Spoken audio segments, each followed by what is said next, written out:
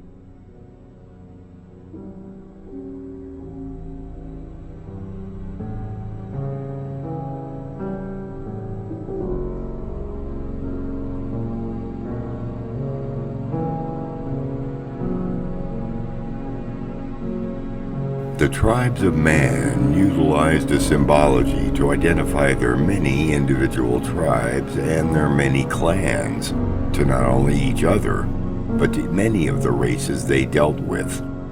The iconic symbol of the Uman was delineated by the lines drawn from Arcturus to Spica in Virgo, Spica to Regulus in Leo, and Regulus back to Arcturus in Bootes.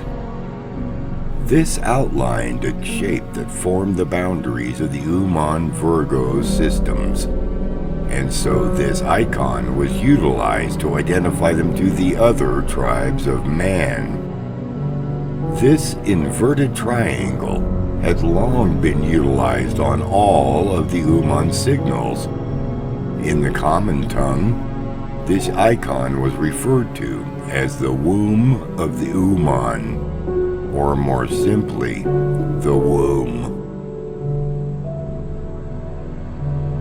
The war between man and the empires of Draconis and Orion had been seemingly eternal, and now that the Uman had been thrust into the middle of it, it would soon be time to make them aware of what they could expect and some direction in their future course. They also knew that at some point, a mission from one of the fellow tribes would come to search them out. So word had to be left for them, though under the current circumstances, would have to be obvious to only the tribes of man. After having scoured the wreckage, the only thing left to do was to retrieve the Orion icon from the hull as a testament to their involvement here. And so that someone should know who was responsible, they would also need to relocate not only to hide these relics, but to see to it that someone was aware of their location. If anyone on Terra should be discovered with these in their possession, it would not bode well. They located a cave within Europa for this reason, and it was here the Uman stayed and lived out their lives. It was also here the tale of the War of Consciousness was passed on to a small clan of Uman who had relocated to this isolated area some time before the destruction of Eruk. The icon of Orion was clearly known to the entire galaxy, and there would be no doubt as to what this meant. Together, these two symbols would tell the viewer the factions who met here, and much later, this would come to signify one of the greatest legends on Terra. The Uman clan was defined by the symbol of the ancient sword they carried, and would be easily identified by all of the tribes of man. The Human were instructed to maintain their silence as keepers of the secret and carefully pass the cryptic story lest they fall to Orion or other warlords.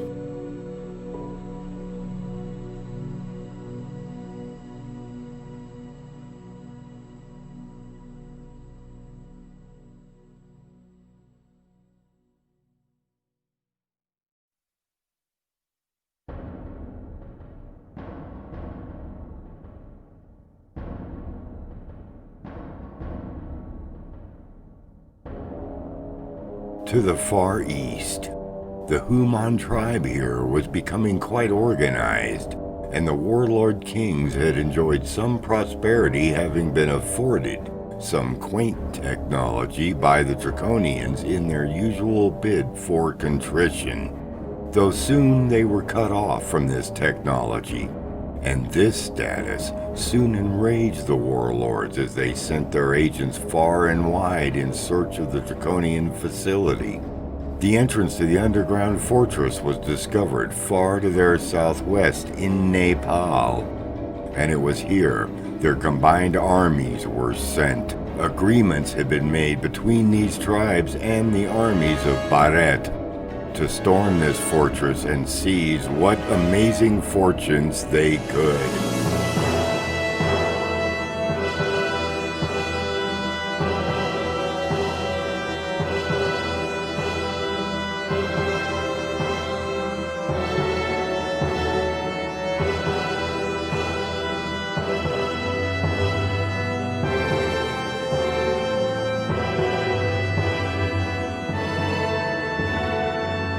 The Orion ships and weapons from the moon base intervened, since this massive army could have easily overrun the facility. To this day, memorials to this battle have been steadily appearing throughout the East to honor the decimated fallen warriors.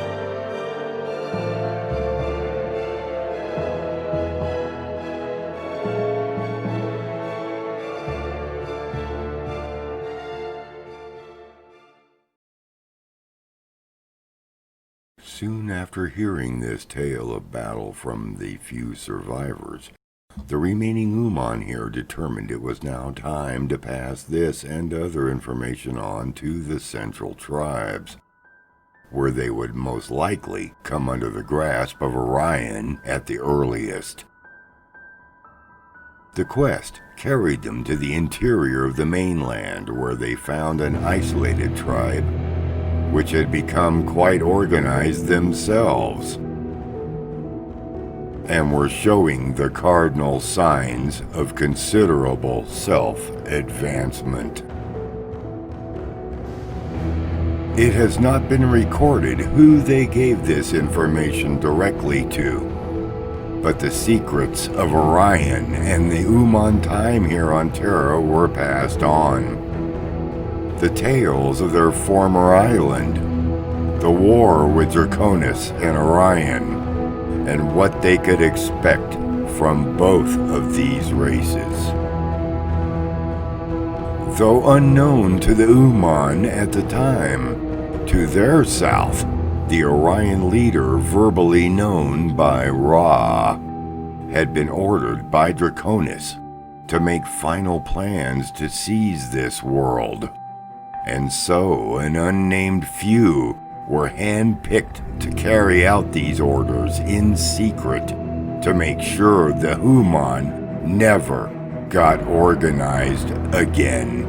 In keeping with the rule of Orion, these 9 would become the order of faceless and nameless rulers of Terra, and they would follow the orders of Ra throughout the reign of even their lineage. The orders from Ra were simple: Delio Amoveo Muto. Wipe from existence. Remove from sight. Alter everything.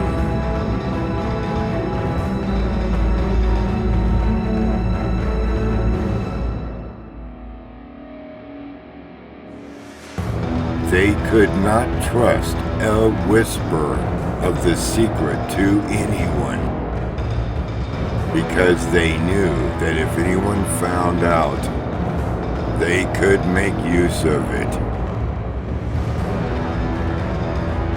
So the silence remained inviolate, and the secret remained a secret.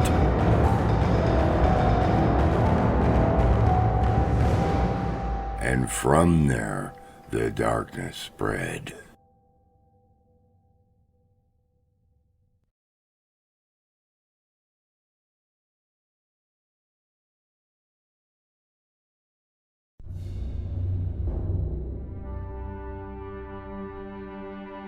The original 9 may have been the only Human on Terra who could actually substantiate Ra's presence here, as he remained hidden and was never publicly witnessed.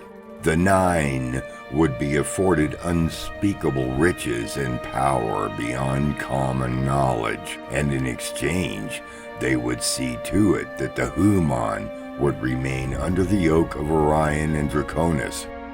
Little did they realize that now even they were under the very same darkness and unspeakable treason that would traverse the ages and evolve into a machine of terrible consequence that could not be easily diminished. The first order of business was to destroy any and all records of Ra and the Orion leadership ever having been here. Rumors and murmurs were begun, which entangled stories and tales of old with lies and half-truth. They acquired the services of thieves and assassins to eviscerate the region from all historical evidence and those who would collect it. They became as smoke in the night, faceless, unseen, drifting, and absolute. Through many generations, their bloodlines have walked the dark path unnoticed and in obscurity, yet wielding unspeakable power and influence. Any peculiarity of artifact or text would be hunted down and destroyed or removed from scrutiny. In a short time, their terrible power had surpassed that of even regional kingships and entire kingdoms. But their allegiance was to no one other than themselves. The Black Land was their first seat of power, and it did not receive this name by accident. In the ancient tongue, it was known as Kemet, and it was from here they spread like the Black Plague. Ra and the Orion teams had left Terra, knowing they had organized their new Terran command quite well. The name of Ra and his team were very soon replaced with Osiris, Isis, and Horus, as was the practice. Very slowly, even the names of cities and whole countries were changed and altered over time. It was as if the true past was shifting into vapor. They had managed to acquire the services of other Terrans, which were placed into key positions throughout the Black Kingdom, and for which they knew nothing of their purpose or their function to the Nine. These subordinates weren't even entirely sure who these Nine were, as even they utilized unknown intermediaries for contact. In time, they had achieved so much power, they were not even required to participate in their own activity.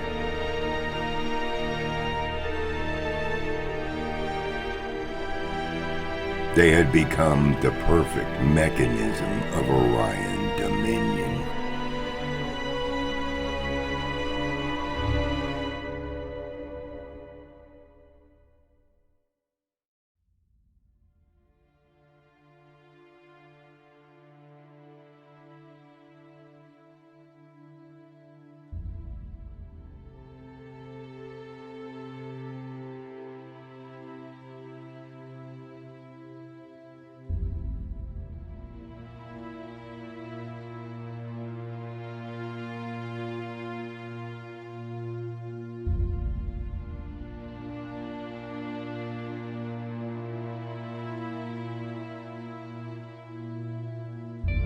After learning directly from the Uman the tale of the remaining teams left behind since time passed after both the Iruman and the Uman had left Terra, the Norman dispatched one of their newest recon ships to Sol in order to locate any remains of their passing. The mission here was to find out what had happened here and the fate of the Human after all this time. And there was also another mission objective, which has only recently come to light.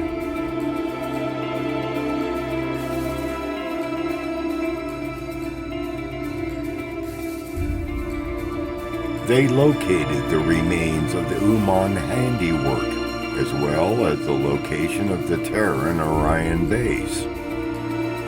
Now they knew what had to be done. They quickly located at least 3 tribes of Human, which were identified as having had information passed on to them or having been led by them. So, simultaneously across Terra, these tribes were extracted en masse from several locations and transported off-planet. Though to this day, it is unknown exactly where they went.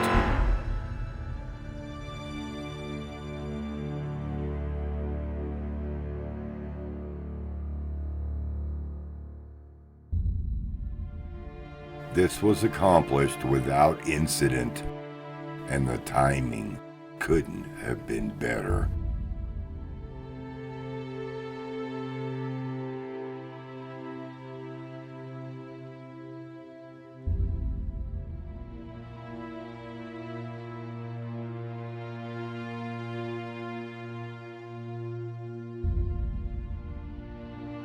Several thousand years passed, and the proliferation of Human was broadening and diverse. The Human had scattered to many regions, and it was in an obscure little village that the first instance of the timed genetic switch was to appear. Though this instance was not expected, it would not take long for knowledge of his whereabouts to begin to spread like wildfire. It is believed at this time that he did not simply grow into this man, that at the very outset he was born completely aware and capable of direct contact with Source due to the genetic release of all restricted pathways of consciousness. It has been suggested that because of his very nature, he had transcended the human by manipulating his own atomic structure at will. It is said he was capable of moving through solid walls, having vast telepathy, and both past and foresight, thereby seeing across both time and space. The people learned of him and his knowledge quite rapidly, and his followers grew in equally vast numbers. His like had never been witnessed before, and the people followed him, hoping to touch this power. And he set out on a path to end all suffering and the destruction of all ignorance. He was called Buddha, and it would not take very long at all for the Nine to learn of him. Though they had far-reaching emissaries and spies, this new wrinkle in the plans of the Nine was very disconcerting. They could not allow any individual to challenge their will. Though they had done a fair job up until now keeping the focus of the human away from anything of importance, if word of the Buddha were to reach the Black Land, they would certainly lose their grasp in allowing hope to spread. And to the Nine, hope was more dangerous than a standing army of thousands. They set in motion rules and regulations to rigidly control the current kingdom. The puppet of a king they already had in place was deified as a god to the people, and further sects of Orion were established to see to it no word or talk of Buddha would make it this far. No history was being taught here, and only the deification of Pharaoh was allowed.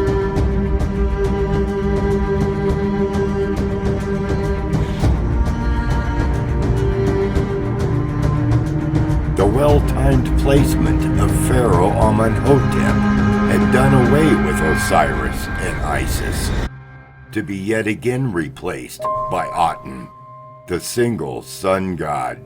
The calendar originally used to mark the lunar months in 3 periods was altered to mark the destruction of records.